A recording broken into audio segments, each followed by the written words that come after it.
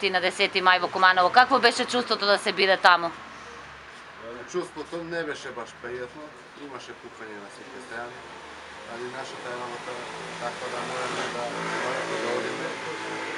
Имаше запалени куќи, од кои успеавме 2 куќи спасицме, на враќање излековме преку 20 луѓе.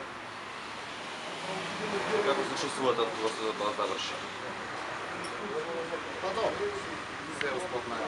На која улица конкретно делувавте вие како противпожарна екипа? Александар Ковачевиќ. На Александар. Здравко Ковачевиќ. Така. Така. Откако завршивте со целата интервенција, сите учесници во тие 2 дена добија одредена финансиска помош од државата. Дали пожарникарите од Куманово добија некакво известување дека ќе бидат наградени за својот труд? За жал до сега не бевме ни спомнати, освен од кумановските вестници и телевизии, не бевме спомнати од на национална телевизија. Така, и до сега немавте никакви, значи не сте примиле никаква помош од државата или награда за тоа што го сторивте? До сега нема ништо. Сметате дека тоа е неправда кон вас? Да, голема неправда, пошто бевме под силно полициско обезбедување, се пукаше на сите страни, а за жал не бевме спомнати никаде. Кој на вас ви јави за таа интервенција дека горат куќи горе? Население или полицијата? Од полиција.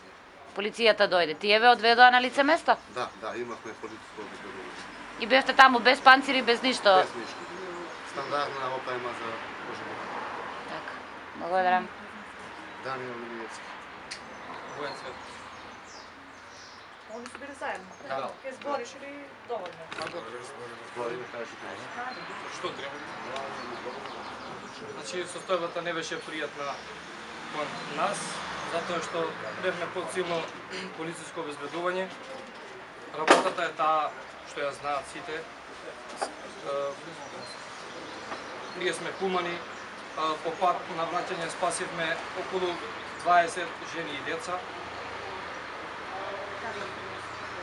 Ги принесуваме тука во противпожарни.